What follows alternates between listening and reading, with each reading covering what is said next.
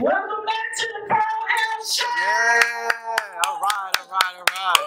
We're excited. We're in New York. A shout out to Pastor Reginald Manigault, his segment. Woo! Shout out to him. Yeah, that was excellent. Yeah. We thank you so much. Just to let you know, the views and opinions on the Pearl Hale Show is not necessarily those of the Pearl Hale Show or its producers. So we thank you so much. Our next guest is the founder of JHasHeart. Jabari Hall is an international empowerment speaker. He serves as the CEO of Think Positive and Dream Big, Inc. and Vice President of Resident Elder Youth Engagement Corporation, two New York City-based nonprofits geared towards educating and empowering youth in local communities. He facilitates effective leadership, success and goal-achieving seminars and staff development days, lunch and learns, retreats, conferences, and more. JHasHeart, a subsidiary of Think Positive and Dream Big, Inc., and a multi-city partner and vendor, believes that it takes a village to raise a child. Yes. And that village includes students, parents, and school leaders, teachers. Thus, when we educate and empower all three groups on the importance of consistent youth engagement, our children stand a better chance at success. They educate communities through their student-focused workshops, parent-engaging workshops, and empowering leadership seminars. Show some love and give a very big warm welcome to the Pearl Hale Show, Jabari Hall! All right. Amen, amen. Thank you Yes. so much for being with us. Yes. Let me ask you something, Mr. Hall. What gave you the idea to start your company, JHasHeart? What got me to start JHasHeart? One word, God. For me, it was his distinct voice, his distinct message, and his distinct way of delivering that message that got me to start JHasHeart.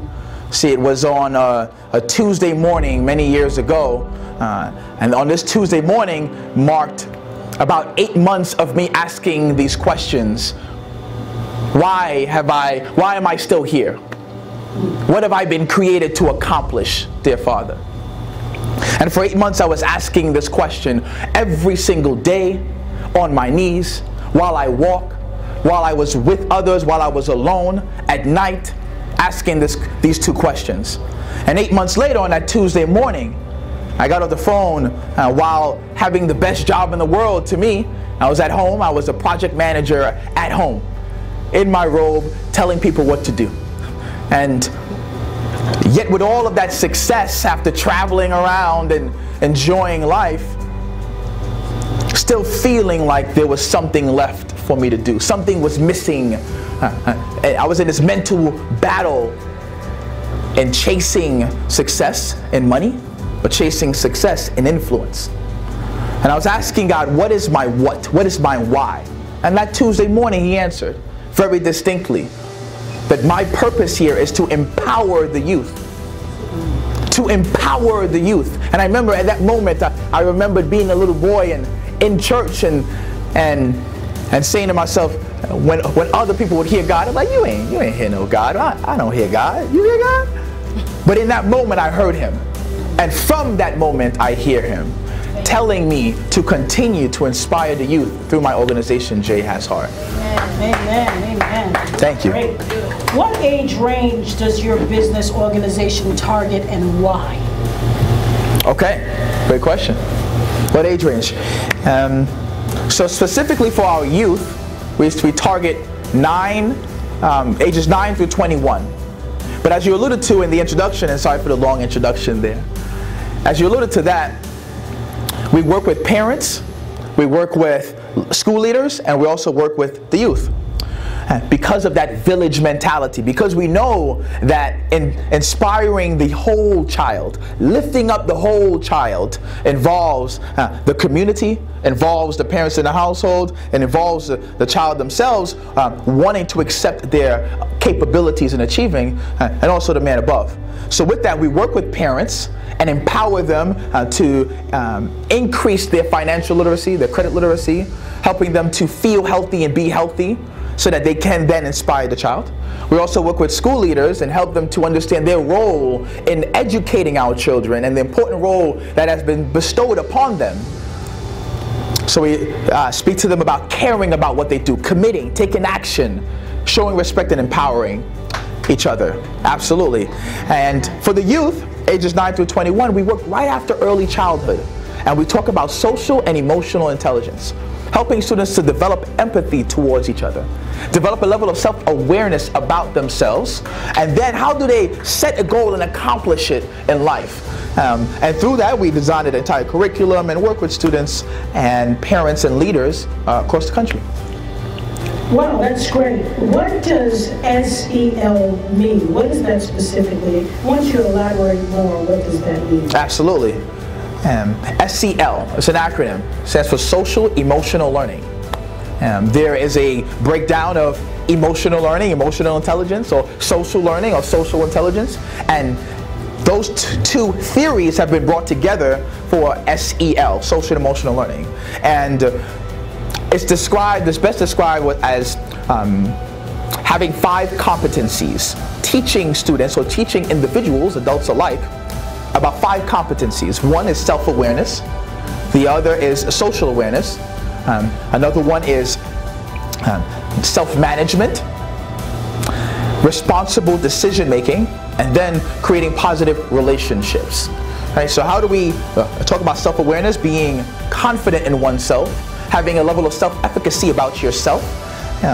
When it comes to self-management, how do you set a goal and then truly accomplish it? Believe that you can accomplish it. Have people around you to help you accomplish that goal. Social awareness is back to the empathy I talked about. How do you see someone who's sad and not go ahead and bully them more, but recognize that they're sad and say, how can I help you? And then have people recognize that you're sad and want the same in return, teaching them a matter of respect, treating others as you would like to be treated. Building responsible relationships, number 4. It is, how do I recognize that I'm in a toxic relationship, whether it is with a companion, with a friend, with a family member, and how do I talk myself out of it? How do I recognize it and do the things necessary to get myself away from them and then find positive relationships? Or if it's negative but I still want it to work, how do I turn it around and make it a positive relationship? And then responsible decision making, it's making the right decisions. It's knowing that I could do wrong, I can do right, but why should I do right? And if I do wrong, what will happen to me? And even if I do wrong once or twice, how can I still turn it around and say, it's not all over, it's not all done. I can still turn this around and make things right for me. That's social emotional learning. Yeah, great. Absolutely. How can an individual find success in whatever they're called to do through your organization? Think big, dream big. Yes, how can they find success in whatever they do? I want to get it clearly here. Success in whatever they do or through my organization success? Through your organization. Yeah. Definitely. So we have volunteers that work with us. Volunteers serving as mentors. I'm a firm believer, being a man of God, that serving is very important in anything that we do and everything that we do. I think that's certainly why I am here and definitely a fan of what you do because you're a servant of God and a servant to this community. So I thank you for that.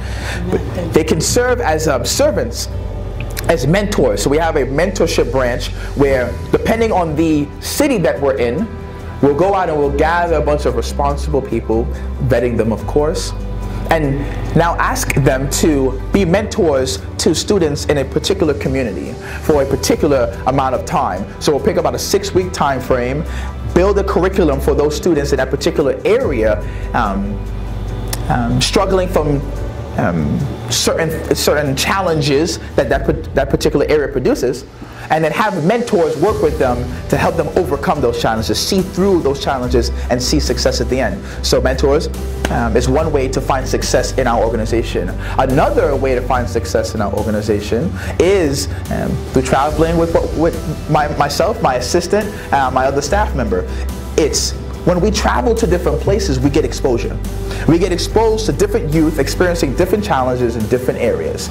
And when you are now exposed to those challenges, you will now become more aware of the mountain the fight that we're against, the mountain that we have to climb, the level of achievement that we have to reach in order to gain success. So, in that exposure, and I don't want to get too biblical, but the pastor did a lot for us, but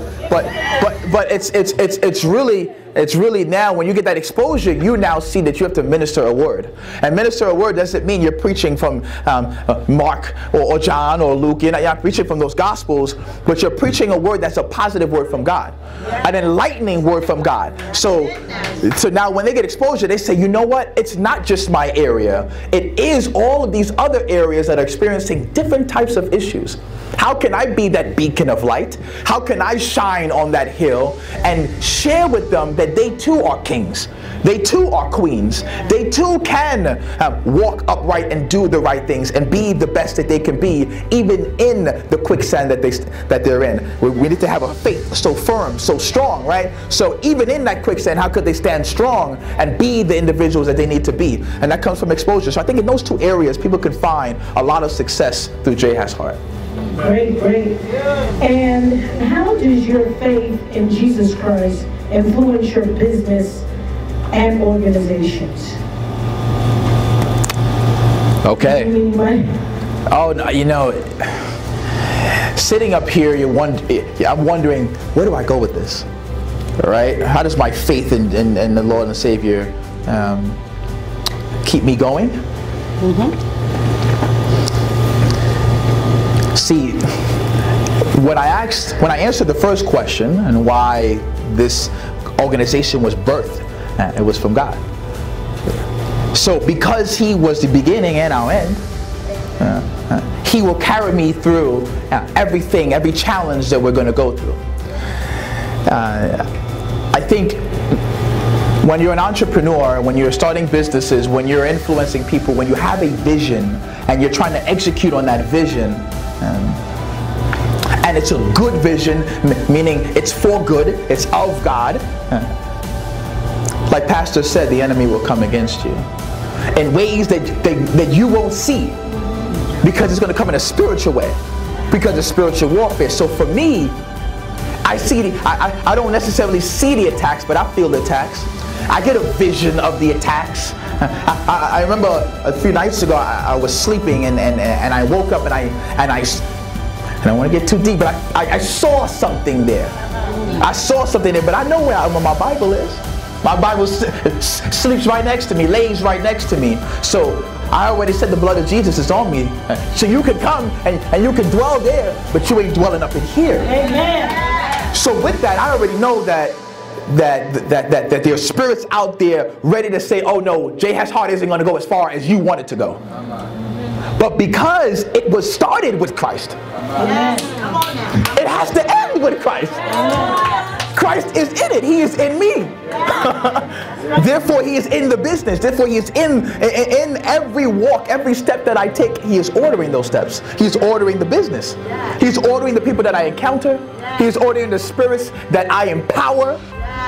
So for me, because I know it's ordained, and I have been ordained to do this, it's already done. Yes. There is zero fear. Amen. Zero fear that occurs. So therefore, He plays a pivotal role, a central role, a top role, a first role in my life and in the work that I do. Therefore, oh Spirit, I hear you. I hear you. The devil is a lie. I hear you. The blood is very strong, and I have been anointed, and I will accept that anointment, and I will call onto His name, glorify and magnify His name. So therefore the devil will know, or the demons may know, oh, we ain't bothering this one today. Yeah, not today or tomorrow. So most definitely. Amen. And speaking of that, I watched some of your videos, and you do a lot in terms of community violence, stopping the violence. Yes.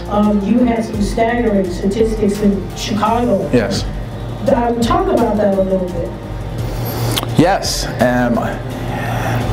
few years back, there were a few challenges in Chicago where there was a high rate of kind of police brutality, or in the media we were projecting that a lot of African American young people were being pretty much attacked by officers there. And this was projected in the media. And I'm watching this and I'm saying to myself, man, I want to be out there. But I don't know anyone out there in Chicago. But I want to be out there. Not to add into the rhetoric that was going on, but really to speak to the young people and say, here's what you can do different to change the situation. Because for me, I know that I can't change you, sir. I can change me. And if I can change me, then I can influence the situation. I can influence our interaction. So for me, I wanted to be out there to influence them, to educate them on that. So I went out there. I had no gigs out there. I had no speaking engagements out there, but I was just walking the streets. And my family was like, you're just going to go out to Chicago where they shooting like the Wild Wild West and just walk out there? And I said, look, I got a man above with me. How can I dare walk in fear of a man? So for me, I walk with that faith. And there, I met so many people asking me, wow, you're here from New York, all the way in Chicago? Yeah, I'm here. I'm ready to speak to those young people, and those young people, and those people over there, and those people over there. And because of that,